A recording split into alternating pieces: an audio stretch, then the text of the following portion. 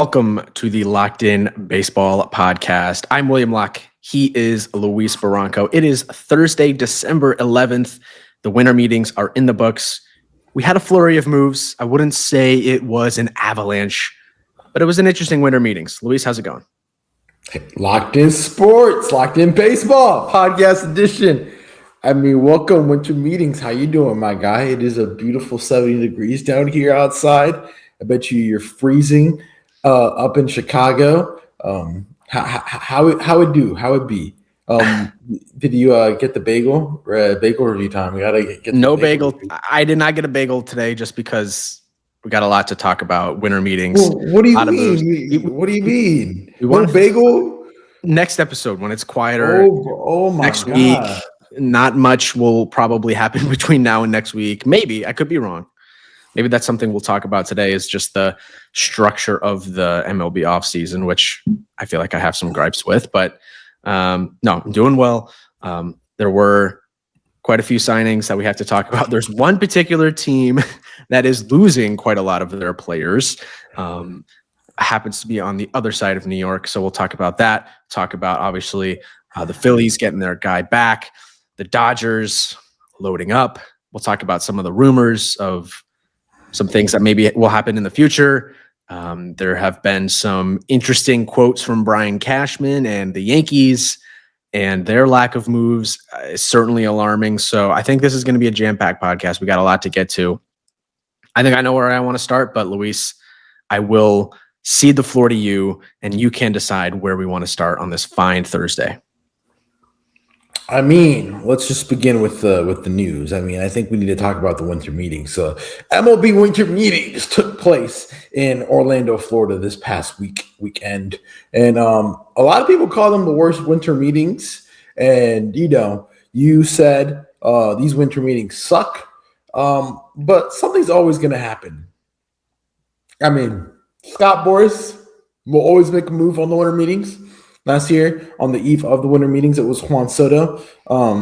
In years past, he always has a big move happening. And this year, you had a couple signings. You had Pete Alonso off the board, and you had the Dylan Cease move occur. But the Dylan Cease move occurred before the winter meetings. But he always has a move in his back pocket. But I think where we need to start is in Queens. I feel for Mets fans. It literally hurts my heart seeing these Mets fans suffer, and this is no sarcasm, and see their team literally get demolished in real time. You see Edwin Díaz signed with the LA Dodgers, which for some of us wasn't a surprise when you look at what the Dodgers needed, and contract details. Yep. 3 years, $69 million, 23 annually, which is a record for a reliever. 3 years, $69 million. And Pete Alonso going to the Baltimore Orioles. Baltimore gets their bat. Baltimore had that big hole in the lineup in regards to losing Anthony Santander last year. They tried with Tyler O'Neill, and it just wasn't a great fit. He's still there, but it just wasn't the production value replacement. And he signed 5 years, $155 million. Look, as a neutral fan, I really feel for the Mets. You talk about guys that have been staples in their lineup, and Pete Alonso, and a guy, Edwin Díaz, that was a fan favorite with the Narco walkout theme song. And we talked about this when they signed Devin Williams, and you felt like, oh, this is a good move, but they didn't do anything to keep the other guys. And David Stern seems out of his depth. Again, penny pinching when you have the payroll of Steve Cohen, who will pretty much spend till he wins the title. You let Pete Alonso walk. You let Edwin Díaz walk, and you've created more holes than solutions for a team that missed the playoffs, went through a historic collapse. I mean, what are we doing here? Headlining moves last offseason. Yeah, you signed Juan Soto, but you literally got Frankie Montas, Clay Holmes, and Sean Manaea. I mean, you are the New York Mets. Why penny pinch? Steve Cohen has the money to spend to go get guys. They did it with Max Scherzer. They did it with Justin Verlander. They did it with Juan Soto. Why now are we counting dollars?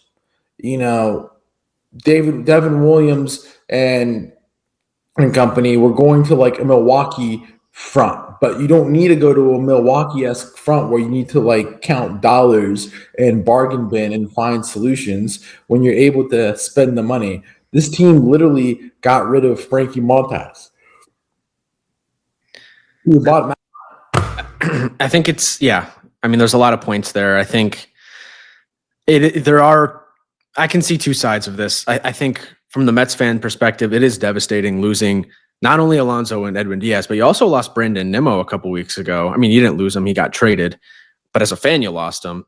And those were three, pillars of the organization. For as good as Juan Soto is, Pete Alonso was always the face of the Mets. I mean, he's their all-time home run leader, and he's probably going to hold that for a while. Unless, I mean, there is a chance Juan Soto ends up breaking that at the end of his 40-year deal.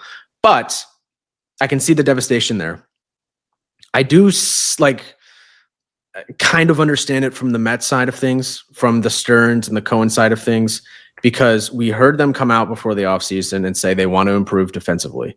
So I look at that and I also heard them earlier in the winter meetings this week saying that they're not even going to meet with Pete Alonso when he was coming up from, I think he lives in Tampa, drove up to Orlando.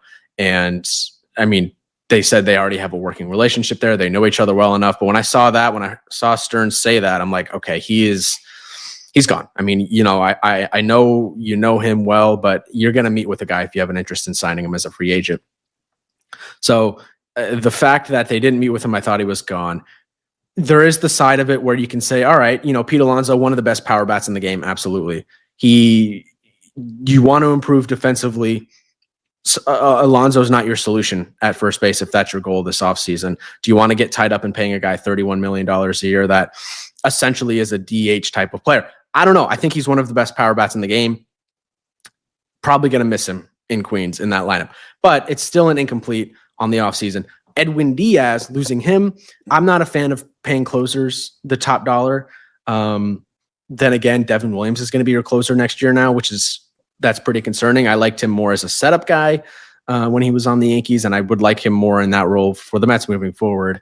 And then the Nimmo thing obviously sucks as a fan, but I can understand it from what the Mets are trying to build.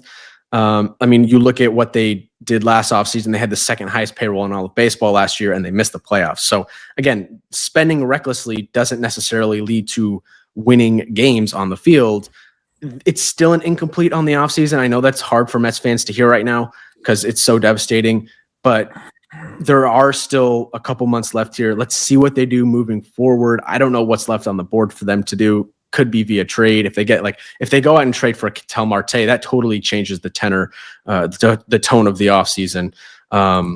Let's see what they do. I don't think it's all doom and gloom losing out on Alonso and Díaz, but it hurts for fans. I understand the pain. I completely disagree. I mean, Pete Alonso is the franchise. He is Mr. Met, and they let him walk to Baltimore. And he is Mr. Met, but it didn't seem like they had the best relationship. I mean, we saw how it doesn't matter. It doesn't matter. I mean, you have to re-sign him. What are they going to get to replace him in the lineup? I saw that Paul Goldschmidt was rumored. I know, no. I'm being serious. Like, I completely disagree with all your points. Like, what are they going to get that's going to be comparable to replace him? You say Ketel Marte, but they just got Marcus Semien, who they're going to be paying a crap ton of money still. That's so true. there's nowhere in second base. The outfield, what's in the outfield? They have two outfield spots, and are they going to really? We talk about Cody Bellinger being a logistical fit in terms of big name. Played in the New York market. They have openings in the outfield. The only issue is if David Stearns is calling the shot, he's shopping at Dollar General right now, not willing to spend any money at this point. It just doesn't. It's not David Stearns that decides how much money he spent. It's Steve Cohen. He's the owner. Bro, Steve Cohen will go to $400 million on the payroll. Let's stop. So why didn't he? I mean, it's Steve Cohen. The GM ultimately runs the signings past the owner. I know, but Stearns is running the show. I'm telling you right now, if they went and said this is the contract you need to give Pete Alonso, they would have 100% done it. What if they go out? What if they go out and sign? Cohen is a maniac. You saw what he did with Juan Soto last season. He's a freaking maniac. What if they go out and sign Alex Bregman for third base? Bring in Murakami at first. Murakami's not going to go there, and Bregman cool, but it's Pete Alonso. Pete Alonso has that nostalgia factor. That'd be the equivalent of the Yankees losing not Aaron Judge, but Aaron Judge light. Yeah, it is in terms of what he meant for the franchise. In terms of what he means to the franchise, he's Mr. Matt. Like I know Lindor's there, I know Soto's there, but it's just like, what are you going to replace him with at first base? That team, they're going backwards. I saw some rumors on Mets Twitter that Padres Mets trade Lindor involved. I don't know. That's not happening, but they're going backwards. That's just the fact of the matter. They're going backwards. You get rid of Pete Alonso. Who are you going to have sign up first? The Edwin Díaz thing, okay, cool. $23 million. I understand why not give him the money, but man, oh man, like you just let Pete Alonso walk. What are you going to do to that lineup?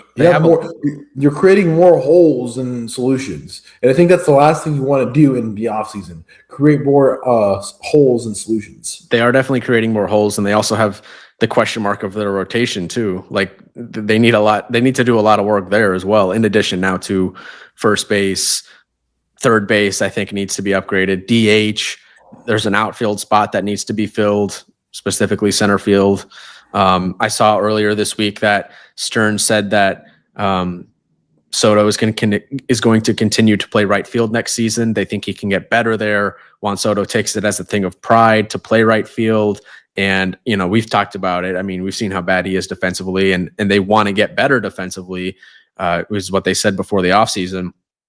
And it's like, well, you're not at your best defensively if Juan Soto is playing right field.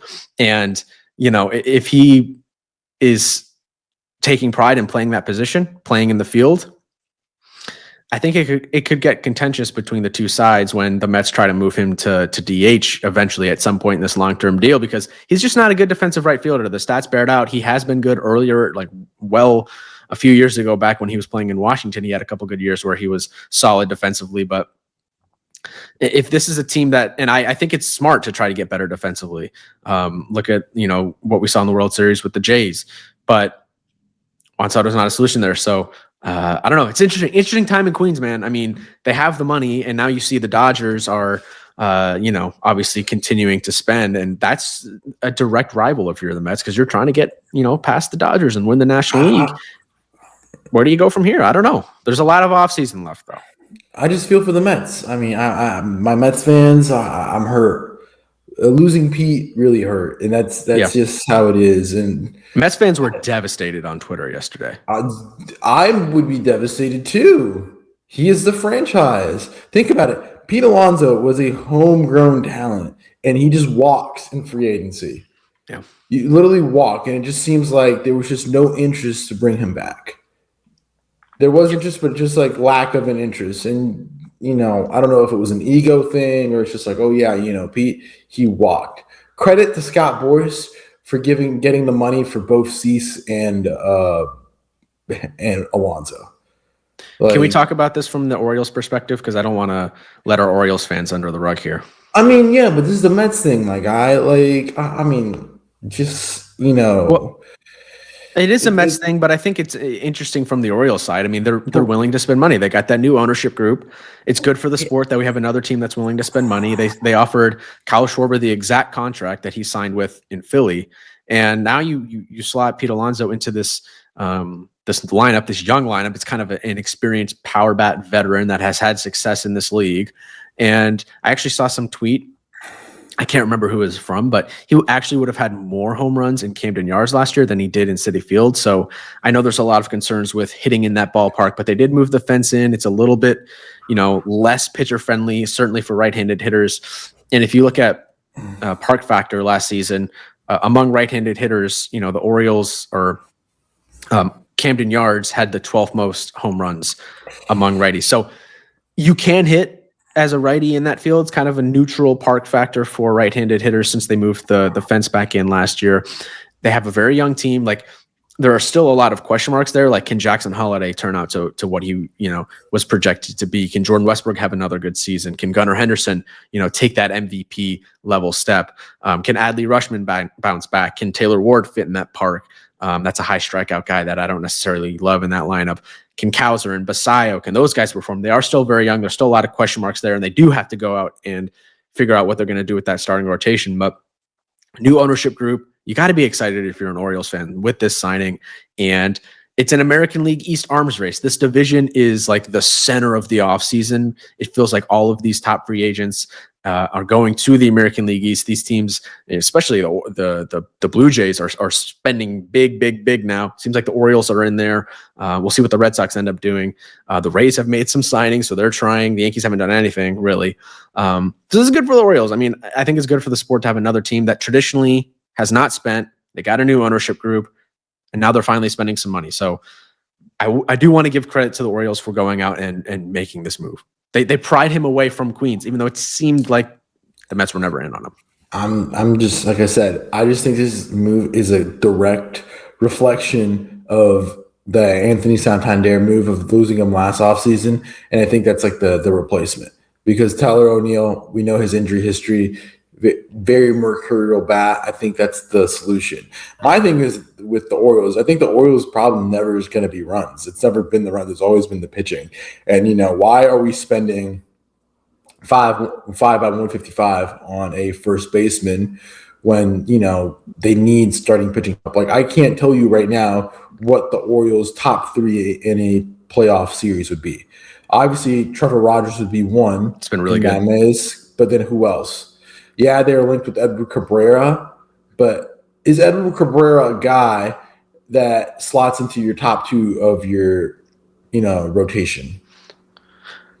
Yeah, there's a lot of question marks in that rotation. They did sign Ryan as a reliever. They signed Ryan Helsley, so they did fix the closer position, as Felix Bautista will be out this season. They also brought back Andrew Kittredge from the Cubs, so they've made moves to improve the bullpen.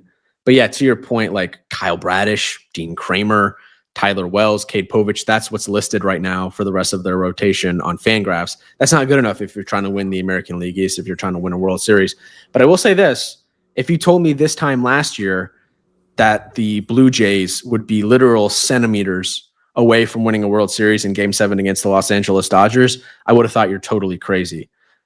So I don't think it's out of the realm of possibility that this Orioles team just has a gangbuster season next year and makes a run to the World Series. Anything is possible in baseball. But they don't have any pitching. They don't have any starting pitching. That's the problem. In the offseason, there is still plenty of offseason left. I would be absolutely stunned if we sit here in March doing our team previews and the Orioles haven't made a move for a starting pitcher. They don't have a number one. I think Trevor Rogers can be a number one in this league. He was one of the best pitchers in like the second half of the season last year. Yeah, I want to see it for 162. That's Trevor Rogers. Trevor Rogers has been there. He had injury. He had that 1 year in Miami injury. Then that 18 starts last year. Yeah, I want to see 162. Like, let's see somebody 162. Why don't you pay Framber? Give that money to Framber. I know. They're gonna get a pitcher. I promise. I don't know if it's free agency or trade. I think they're in on Freddie Peralta. I think they'll trade Ryan Mountcastle now that he's kind of surplus to requirements. It is an interesting thought too of like they have to extend all of these young guys at some point too, the ones that they want to keep. They gave the extension, to Basayo, but Gunnar hasn't gotten paid yet. Adley, is Adley going to get paid? Gunner's got 3 more seasons. 3 more seasons until he's a free agent. You're kind of getting close there with him, and he's your franchise guy. If you would have told me 2 years ago that Adley Rutschman hasn't been extended yet, I would have thought you're crazy, but he hasn't earned that extension. He needs to have a bounce back season. And then like Jackson Holliday, who has, a little bit longer until he's a free agent. Jordan Westbrook's a guy you're going to want to extend. So they got to go out and do it now is my point. While all of these guys are, in arbitration, not making much money, they got to go out and get a starting pitcher and make a run for the World Series because they do have the bones of a World Series team. They just got to fill around some of these cracks right now, specifically within the starting rotation. So I think it's a fascinating time for the Orioles for the American League East just because I mean, we could have 4 really, really good baseball teams next season in this division, maybe 5 if the Rays kind of have a bounce back season. Or if the Yankees spend some money, maybe 5. I don't know. The Yankees could finish last in the division next year. Well, with the way things are going right now.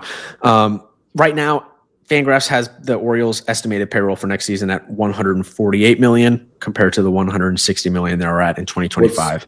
What's the first threshold? 220 this year or 200? 244 is the first threshold. Oh, so they got $100 million near to spend on starting pitching. Framber Valdez, come on down. They're gonna get a starter. I'm sorry. I just need to backtrack. I know we're very Yankee focused on this podcast, but it only hurts me to see Pete walk, man. I mean, started 2019 as the opening day roster, first baseman, the 2025, the amount of home run derbies he won with the Mets. That's the thing. Like, what's your favorite Pete Alonso Mets moment? Winning, probably breaking the home run record all time for the Mets. But actually, sorry, that's a stupid question. It's the home run against the Brewers. That's the moment. Against Devin Williams. You can't. Yeah. Somebody said the funniest thing last night on Twitter, and they said, I want to post the home run clip of Devin Williams in the NLCS, but I can't even do that because Devin Williams is now our closer. I saw that, yeah. 5-time All-Star, MLB first team in 2019, Rookie of the Year in 2019, home run leader in 2019, Silver Slugger Award winner in 2025, and RBI leader in 2022. Like, it just hurts, man. It just, the polar bear, it just. He was a polar franchise, and what is the polar bear doing now in Baltimore? Like, it's gonna feel really weird seeing him trot out on opening day in an Orioles uniform. It is. I can't, man. I'm very hurt with the Mets. Very hurt. Like, David Stearns is literally running a bargain bin fiasco in the Mets. And the question is now, who's the face of your franchise? I guess it's Juan Soto, but it's Lindor. It's probably Lindor because Juan Soto just doesn't give me the vibe of a guy that really wants to fill that role. He kind of just wants to come in, play baseball, hit a bunch of home runs, walk a bunch, be one of the best players in the league. But is he the face of the franchise? I don't know. I think it will be Lindor. I think he has that vibe. I don't understand why they just don't spend. They will. Yeah. They will. Yeah, but nobody's available. Nobody's available. What if they go out and trade for Tarek Skubal and extend him tomorrow? What if that happens? It doesn't fix it. How are they going to score? They have holes at first base, 2 holes in the outfield, third base hole, DH hole. They have holes all over their offense. And even if they re-signed Pete Alonso, they would still have those holes. They're created more holes. It just felt like the end of their relationship. Stop trying to sugarcoat and be like the end of the relationship and be like, oh, this is like a guy, this is like a relationship where 2 people, just drift apart. No, this is like your first, it's crazy. I cannot fathom this. It's truly hurting me that I will not see Pete Alonso as a Met next year. How long until the hit piece comes out about the fractured relationship and the fractured locker room between Alonso, the Mets, and everybody? I don't know, but they hitched their wagon to Juan Soto. They made it clear last offseason what they wanted to be moving forward as a franchise. When you give a guy essentially $1 billion, that is your guy. That is what you're going to build your team around. So they made their decision last winter. But they chose Juan Soto over Pete Alonso. Okay, whatever. But if they're trying to win a World Series and emphasize about winning, like, you have to spend the money, and they're not spending the money. They're bargain binning. I think David Stearns is out of his depth. Like, why are we bargain binning a team when you have every tool in the book? It's like you're a chef. And you're given like the best knives in the book, but you're going to use the oldest knife from like 20 years ago. When you have brand new knives that are like technologically advanced and everything. That's a random example, but I respect it. No, but it's true. I'm sorry, but like, tell me in free agency who's available that makes sense for the Mets that would fit in free agency. Yeah, or there's nobody. In the trade market, okay, Ketel Marte, number 1. That doesn't really make sense, though, now that they got Simeon. I don't know where – do you put Simeon at third? Kyle Tucker makes sense. Cody Bellinger makes sense. Bo Bichette could play him at third. Could play him at. Are they really going to spend the money for Kyle Tucker? Which I think that introduces us to the Kyle Schwarber thing. Kyle Schwarber has effectively broken the market, or in my opinion, 5 years, $150 to the Mets, $30 million to the Phillies. To the Phillies. Excuse me, sorry, to the Phillies. $30 million for a DH is ridiculous. I understand that Kyle Schwarber was in an MVP race last year. He is 32 right now, turns 33 by the start of the first MLB opening day this year, but 5 years, and he's going to be under contract till he's 37, 38. That is nutty. $30 million. Again, I literally think that, yes, he is a great hitter, but he is a DH. What does he offer on the base pass? What does he offer in the outfield as a defender? Nothing. He only DHs. He only hits stingers. I understand. It's great. But man, oh man, you're already dedicating $30 million, which that's looking at the market. You could get more for that $30 million. I understand why you do it, and it's free agency. Naturally, in the first wave of free agency, you're going to be spending a little bit more than market value. But man, oh man, I am appalled at this contract. Appalled. What did you think he was going to get? I think his market range is more at like 130, 125, 120. And I mean, you see the offers that came in. You see the Pirates came in with an offer. The Mets came in. Not the Mets. Sorry, I'm really feeling it for Mets fans this morning. 5 by 125, I think, was the Reds' offer. The Reds made a competitive offer. Orioles gave the same offer. Like, he had offers there. I just think about it when you put it in comparison with other guys in Major League Baseball. The 5 by 150 for a DH is truly nuts. Pete Alonso got that same amount of money, $5 million more, and you can make an argument that if you take away, I know this is revisionist history, but if you're to compare Pete Alonso and Kyle Schwarber, which I think it's naturally you're going to gravitate to Pete Alonso more. But why? Because Pete Alonso can't play defense.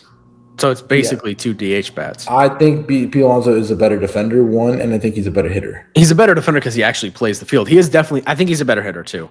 Yeah, that's what I'm saying. That's what I'm saying. He's a better defender. Not that he plays the field. I just think he's just better. He's the better player. Schwarber strikes out a ton, but he does walk a lot. And, he's one of the best pure power bats in the league. He's going to be very low average. I mean, there was that season in 2023 where he hit under 200. He got that up to 248 in 24. And last season he hit 240. So that's around league average. I like the move for Philly. You kind of had to do this. This was the one move that I felt like pretty confident in heading into the offseason that Schwarber was going to go back to Philly. It makes sense. I don't love how old they are, but I do think like the length of this contract will age well. Like, it's not like he's not playing the field. You don't have to worry about wear and tear on the body from that. He's just going to hit home runs. He's going to hit 40-plus home runs, I think, every season of this deal. So I like it for the Phillies. It's a much-needed power bat in that lineup. I want to see them, like, there's been, the talk that they offered a contract for JT Realmuto. I want to see this team get younger. Go out and get, Kyle Tucker would obviously make a ton of sense there. They got to get Nick Castellanos out of there, but it feels like a very old team. They need an injection of some type of youth, and it doesn't have to be like a prospect. It can be like a middle-aged guy. Go out and trade for Ketel Marte. Go sign Kyle Tucker. That's the kind of move I want to see Philly make next. It doesn't necessarily have to be JT, although I think JT would be willing to go back to Philly on a pretty team-friendly deal. Their window is still open. They have a surplus of pitching. They have the assets to go out and make a trade to fill some of the holes that they need to get filled. This is the start of their offseason. Obviously, they're not done. Kind of felt like a no-brainer to me, to be honest. Kyle Schwarber will be making more than the following. Trey Turner at 27 and Freddie Freeman at $27 million. Christian Yelich at 26, which I think that's a debate. I think that's a conversation we can debate. Yelich or Schwarber. For as old as Yelich is and injuries that Yelich goes, I think I would prefer Yelich over Schwarber. It's hard to compare a DH to an outfielder, but oh God, so come on. I mean, Schwarber finished second in MVP voting last year, so on the premise of last season, you'd say Schwarber. Yelich wasn't last year's second. The year before. I said Schwarber finished second last year. Oh, I thought you said Yelich. No, sorry. Yeah. Yelich, what's the last time he received MVP votes? I'm sorry, I'm just pulling it up. He did finish MVP 12 last season, but before that, the last time he got MVP votes was 2019 when he finished second. I just would like more Schwarber at the $25 million range, $25 or $27 million range. That's just me. You're penny pinching. All of a sudden, you're David Stern. I'm not penny pinching. I just don't see the value in that guy, and you're going to be paying it till he's like 37, 38. Who cares? Why? He's a DH. He's Giancarlo Stanton. He can, yeah. That's what I'm saying. You're doing a Giancarlo Stanton trade. We talk about how bad the Giancarlo Stanton deal is, how it ages poorly, because you can only DH, and that's what Kyle Schwarber is. Maybe a tad bit faster, but it's like comparing a Prius and a smart car in terms of speed. Like, what's faster? I mean, yes, two great power bats and two incredible bats, but again, they don't play the field. He is a guy that has shown he can play the outfield if you absolutely need him to, but yeah, not a guy that you would want playing out there ideally. I don't know. I thought this was a kind of a no-brainer. It's an interesting offseason for Philly, though, because but it's just like let's like you said, you want Philly to get younger, you want Philly to get that mid-aged bat. I would like to ask you the question. Philly's old. Is this the last ride with this core next year? Like, how many times are they going to keep running it back with this core? And that's my whole thing. Like, if they can't win with this core, and I don't see them beating the Dodgers, like, what's going to happen in 2 seasons? How are you going to be able to offload Kyle Schwarber's bat he'll be 34, 35 years old? Or offload some of these contracts. I felt like last offseason or last season was kind of this is the last ride. This could be the last ride for this team.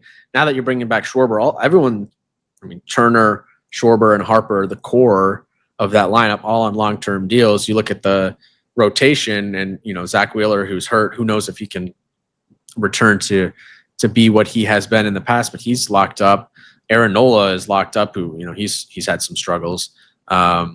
Christopher Sanchez, they have him under control for 3 more years. Like, there's not really the big free agents after next season are Bohm, Luzardo, and Edmundo Sosa, Nick Castellanos, Alvarado, Strahm. I don't think it's the end of the road for this team now that they brought back Schwarber. But they're not getting better. They're not getting better. It's December 11th. Like, we have a lot of offseason left. I understand, but I'm making the comment they're not getting better. They're just staying at a status quo. And that is true. And Bryce Harper was not playing really well last year. Did not have a Bryce Harper season. They won and they still won the division pretty easily. But the Mets, they're still the Mets and they're still the Braves. Well, you just made it seem like the Mets are going to finish last in the division next year, the way you were talking. No, I'm hurt. I'm just hurt about the Mets. Like, I'm in a lot of pain. I'm just saying that, the Braves are going to get better, and the Mets won't historically collapse. Like, yes, they've gotten worse this offseason, but they're not going to be that bad from June 15th, June 12th onward to the end of the season. Yeah. We'll see. Yeah. I like the deal for Philly. Do you want to talk Edwin Díaz to the Dodgers at all? He's 32. I also want to keep talking about Schwarber. I feel bad for the Cincinnati fans. The Reds and Phil Castellini, I believe I'm maybe mispronouncing the owner's last name, but yet again, I really feel bad for them. I mean, they're a team that needs an influx of offense. If the Reds will never lose a pitcher's duel if they get into the playoffs. In the sense, I feel like they have an abundance and a plethora of arms. My thing is they've needed offense, and they went for the hometown guy, struck out, didn't get it done. And now they've come out and said that the Reds are not expected to pursue any big ticket free agents or any free agent bats. And it was reported that they wanted to get Schwarber because they thought it would be good for ticket sales. It would have been. It would have been, but like that shouldn't be the primary reason you go try to sign a free agent. But that just shows you what the Reds' intentions are. And it's so sad because the Reds are a historic franchise in the Major League Baseball. They have a lot of good young players with Ellie De La Cruz and Hunter Green, Andrew Abbott, Chase Burns, up-and-coming arm. they have a lot of really good young guys, and they just fail to just make any moves to get better. Like they're just cool being 81-81 and getting into that last wild card spot. So right. They were 4 games over 500 last year. It's not like they won 90 games. The only reason they made the playoffs is because the Mets had a historical collapse. And you're right, there is so much young talent, specifically in the rotation, that it makes sense to trade something if you're not going to go out and spend money in free agency, which they were willing to for Schwarber. Doesn't seem like they are now. They got to improve the lineup. That's the weakness there. That it's so obvious. I would have agreed to give them the 5 at 150. Yeah. For the Reds. They went 5 at 125, which is like market value, which that's like the fair offer. That's the contract you would have given them, but you got to overpay to get these guys. I know you have to. So yeah, I feel for the Reds. Don't sleep on Sal Stewart. He could be but I understand, but William, this team's ready to go. You can't be waiting on prospect hug. You know, prospects are cool, but parades are cooler. It's true. We're at that point with the Reds, like. You know, this all started with the Luis Castillo trade, and if you revisit that trade looks like a big fat L for the Reds. Yeah. Novelty Marte is okay, but like, what is his position? Sometimes you just don't understand what teams do, and I got there just that they wanted to, trade for these middle infield guys because they're athletic, and if they don't turn out defensively or they don't, pan out, you can move them around the diamond, and since they're very athletic and they'll profile well in other positions. But in reality, this team that trade just didn't work out, and we're here in December 11th, and they're just like not a good ball club hitting wise. They're expecting Terry Francona to make a 5-star meal with Walmart ingredients, which it's still possible, but it's not like It's also a question of how many years left does Francona want to manage. I mean, he's up there in age at this point. I mean, they still got the Ellie De La Cruz. He's a Boris guy, I think, right? There's no chance he's hitting the market for sure. He's got, just looking at his deal, his arbitration and everything. I don't even see him here listed on. Well, never mind. Fangraphs doesn't list them on their payroll right now. That's odd. Maybe just Fangraphs knows something I don't. Anyways, also Chase Burns. It's an exciting young arm. I did show, but I think the next move we got to talk about is Edwin Díaz again. Yeah. Mets taking the fat L.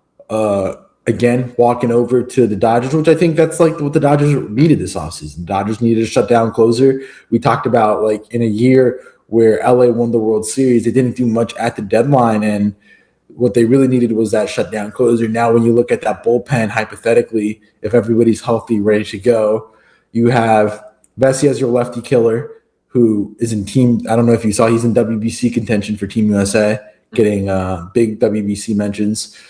Lefty killer Vesia, Brusdar Gratterall coming out as well. Tanner Scott as well, who they are still paying that money, and then the closeout Edwin Díaz. They may need 1 or 2 guys more. Like they got a bunch of young arms coming back from injury, and young arms just coming up through the system. Like they got River Ryans, Emmett Sheehan. He was so good. Yeah, maybe Will Klein's still there. I love him. We love him. But my whole point is for a team that needed options at the back end, now they have options, and it's scary because Edwin Díaz at his best is a top 5, top 3 closer in the game, arguably one of the best ones in the game. And as we talk about, closers is that position that you spend unless you're in contention. It's a luxury spend. It's like having a bidet in your house. Like not many people have a bidet at a house unless like you're just trying to like show off like, oh yeah, I have it like that. I'm gonna freaking put a bidet next to my toilet or a gold toilet seat. That's how it is. Yeah, you only make the move for the closer if you're, a closer away from a World Series. Obviously, the Dodgers have won 2 straight, so it's a luxury move. And now you got Tanner Scott as the setup man. I'm telling you, Tanner Scott's going to have a bounce back year next year. It's going to happen. And yeah, now the bullpen seems like a relative strength. Obviously, you got the lineup. There are some older guys in that lineup that who knows how they age next season, but let's see what they do the rest of the way. There's rumblings about a Tarek Skubal trade and extension. That would break. That would break the internet. That would break the internet. It would break baseball. You think Skubal, Yamamoto, Ohtani, and then Glasnow game 4. What do you do with like Roki, Emmett? Like, they still have Roki. I forgot about Roki. It's like insane. Like they almost have too much pitching. They'd have to move some of it to fill some of the lineup. I saw that Teoscar has been floated in trade rumors. He's floated to go to Kansas City, which I mean, Kansas City needs outfield help. I saw Kansas City was floated with Harrison Bader, but Harrison Bader wants 2x14 AAV, 2x15 AAV. Oh, so like 2x30. That's a lot. Yeah, 2x30, 2x28. He was good last year. I know. He was one of my guys this offseason, but the whole point is like, you know, if they're going to get Skubal, I think you might see Roki eating some Detroit-style pizza. Detroit's going to have to learn Roki's going to have to learn some Little Caesars pizza here soon. Yeah. That'd be an interesting trade. I don't know. It'd break the internet. It would definitely break the internet. Roki in the Midwest. I mean, Edwin Díaz last year, let's talk about his numbers. I mean, I've never been a huge type of Edwin Díaz guy, but like, as I say, women lie, men lie, but numbers don't. Yeah. So with him last year, he had a 3 WAR and he pitched in 62 games, 28 saves, 66 innings pitched pretty damn well. In 2024, it was a down year. He only pitched 54 games, but he's bounced back into form, as I'd like to think. I mean, if you're the Dodgers, no WBC for Edwin Díaz. No, absolutely not. Or if Kike Hernandez has to make sure that like he doesn't do anything stupid. Did you see Kike was celebrating the signing like he was on the team? Like, you are a free agent. Seems like he's coming back again, though. They're gonna run it back. I mean, he is 31. You think about it, Edwin Díaz. It's not like he's older, and it's only 3 years. It's not a huge financial commitment. And when you look at the Dodgers window, they probably have right now with this current core 2 years. 2-3 years maybe, so it kind of makes sense. When you look at Freeman and Betts, Betts is a very fascinating player. That's a discourse. That's a discourse to have. Yeah, Freddie Freeman is certainly we'll see, but they'll retool and figure it out. I really don't have any concern about them after, and then all their their arms are relatively young. Yamamoto and Ohtani's he'll be in his prime for a few more years at the least. Decoy and Carlos will be running around the bases next year after games. Yeah. What was it? The Mets offered him 3x66 with some light deferrals, I think was their final offer for Díaz. Yeah, well, he was also felt some type of way when they signed Devin Williams and didn't let him know, and I 100% get it. I mean, it's kind of Devin Williams is a top tier pitcher, and in his day with Milwaukee, Devin Williams was one of the best closers in the game. I mean, last year we hopped on pod and Yankees fans were throwing parades because they got a guy, Devin Williams, for an undersized D3. What was it, D3 that Caleb Durbin went? D3, D1, low D1. They traded for him. And, he wasn't, Milwaukee Devin Williams, but he's still one of the top 10, top 8 guys in the game closers.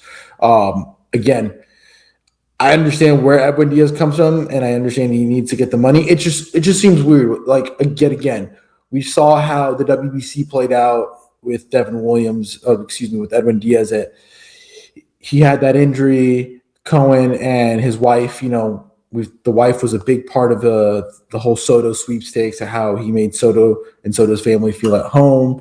How he popped his Achilles, Díaz popped his Achilles, and Cohen helped him out with everything, and everything. Like Cohen helped him out as a family member, and how that relationship deteriorated.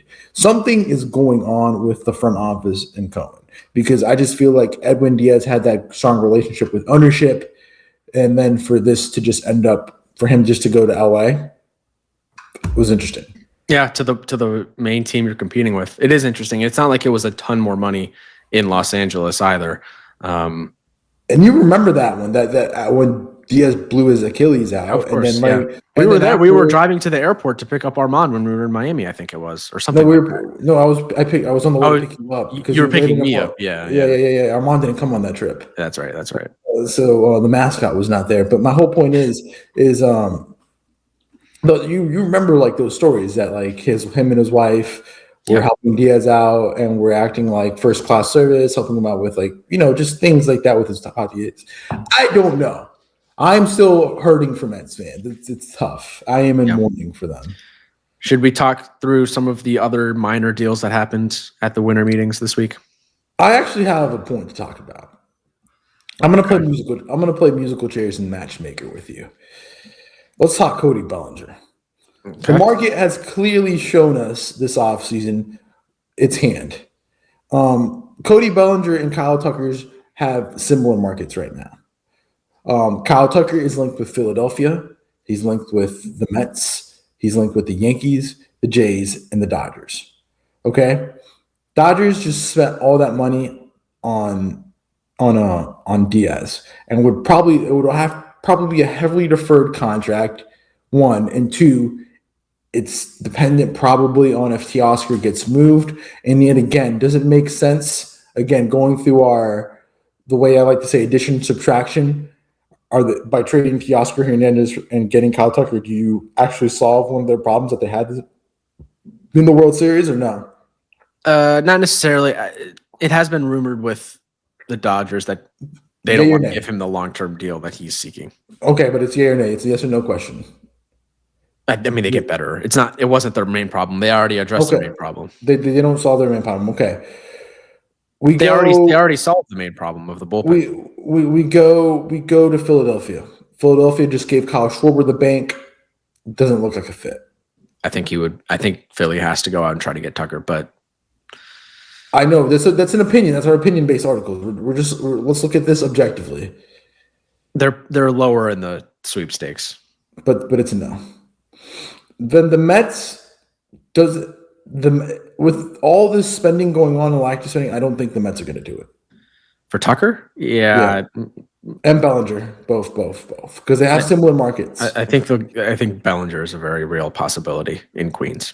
My whole thing is with how the markets are, it totally seems right now that the Yankees are bidding against themselves for Bellinger, and that the Jays are bidding against themselves for Tucker.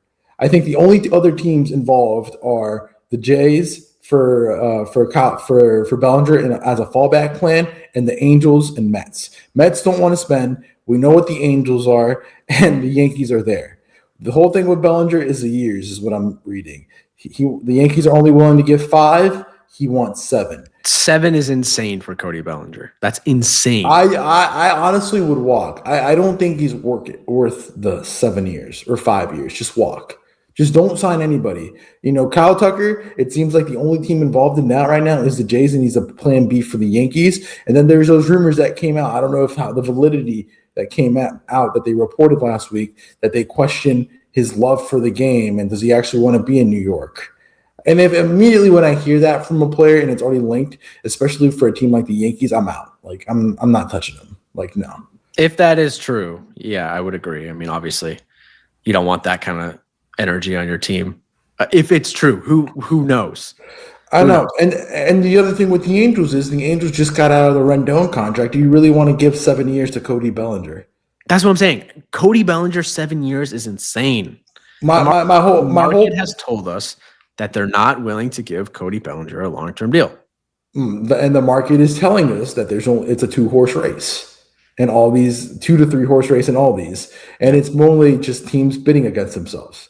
The Yankees are bidding against themselves for Bellinger, and the Jays are bidding against themselves for Kyle Tucker. That's just how it is. And the Yankees can see themselves out for the Cody Bellinger. Kyle Tucker, I would like it more. Again, the whole investment from him off the field or in the sport of baseball certainly throws a wrench if all of that reporting is true. Again, the Yankees have not done anything. I said if they don't do anything this week, that's when you start to become concerned. Brian Cashman had some quotes basically saying that they're not, they have to be smart about where they spend their money. It's not a blank checkbook. which okay, but like fans don't want to hear that. So I'm concerned now. I'm like, what is this team going to do this winter? It's been crickets. I think, and this is my honest opinion. I just think the market right now is like, it's a little bit too hot. The prices are a little bit too high. We know how Cashman works. He's very shrewd in his trades. We see how he is. And I think the market's way too hot prices that we're waiting for these prices to drop a little bit. I think the market's telling us that the Tatsuya Imai contract, there's that posting fee as you talked about, and there's the financial commitment. And, he's not Yamamoto. He doesn't have the pedigree of a Yamamoto. He's still a good pitcher on paper, but we don't know how that's going to translate. And making a financial commitment of $200 million to $180 million, I think that's a little bit too rich right now. I think maybe if that walks a little bit down to 150, 120s, I think you start getting teams like the Phillies involved, maybe the Orioles, the Mets, the Yankees all start coming in because the big players aren't there. Giants aren't there. The Yankees doesn't look like the Yankees are in there. And as Buster Olney said, the trade market is percolating right now with arms. You have Joe Ryan potentially. You have Sadie Alcantara, Edward Cabrera.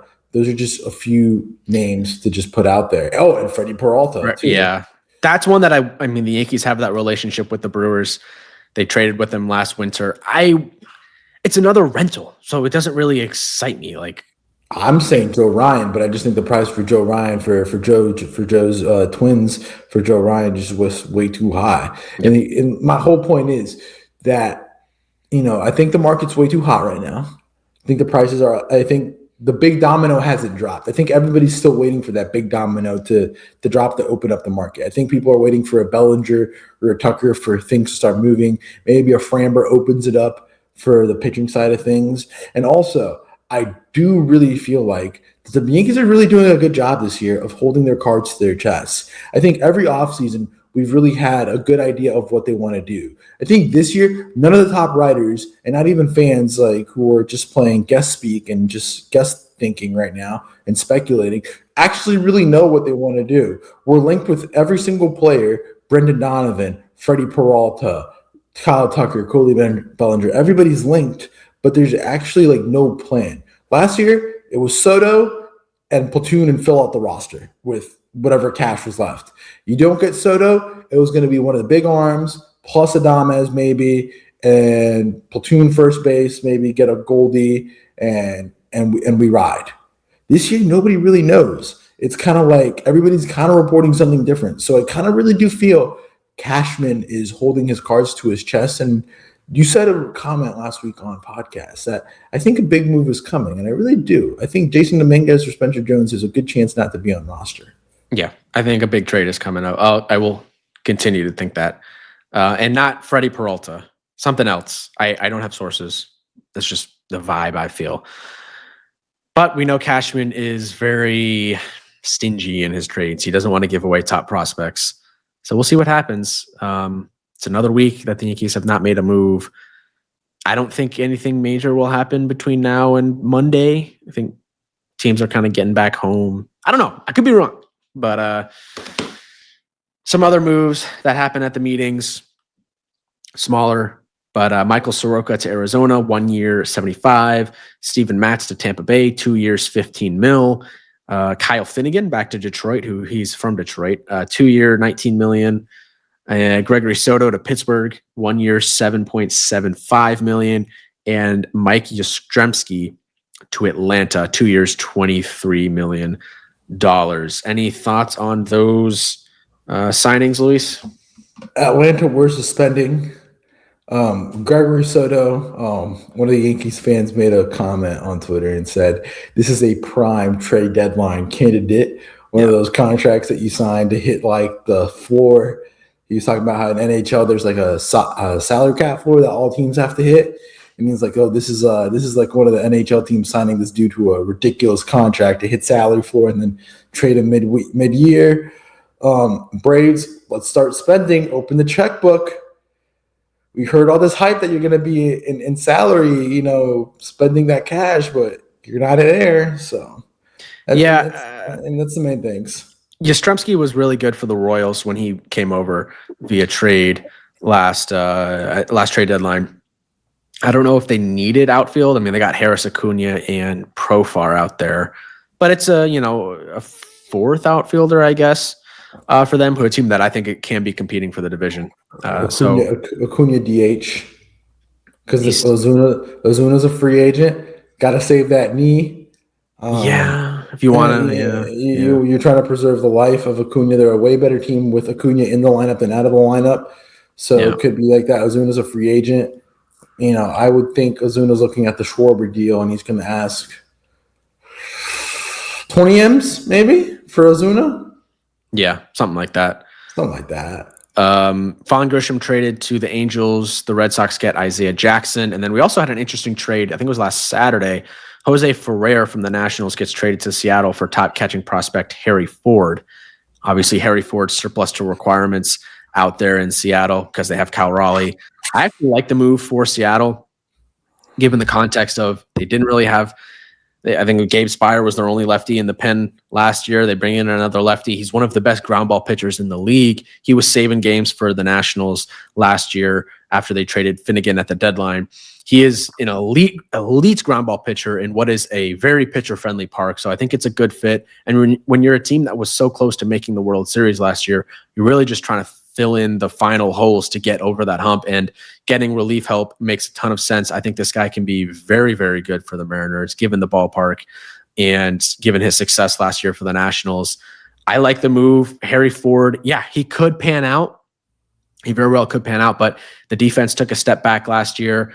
Obviously he was a cup of coffee in the major leagues. We'll see what he can do with the bat, but it seems like he could be trending toward more of a DH than a full-time catcher role. Again, remains to be seen. He's a prospect. He's super young, but I really like the trade actually for Seattle. It makes a ton of sense given Cal Raleigh and given what they need to get over that hump. So kind of an under the radar move, but I liked it for Seattle. Like I said, prospects are cool, but parades are cooler.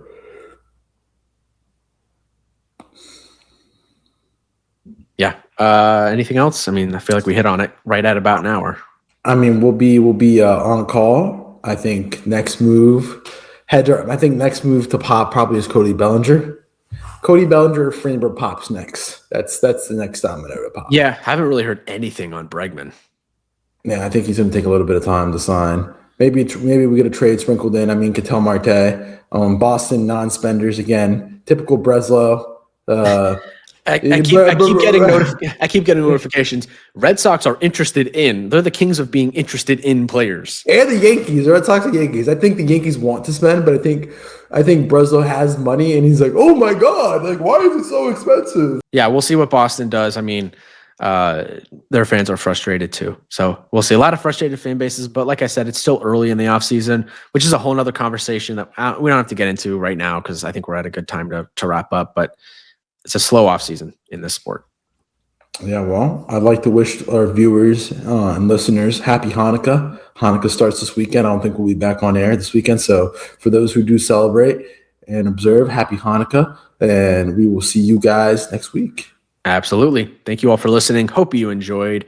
Hopefully we get some more moves coming down the pike. But until next week, catch you guys next time. Peace out.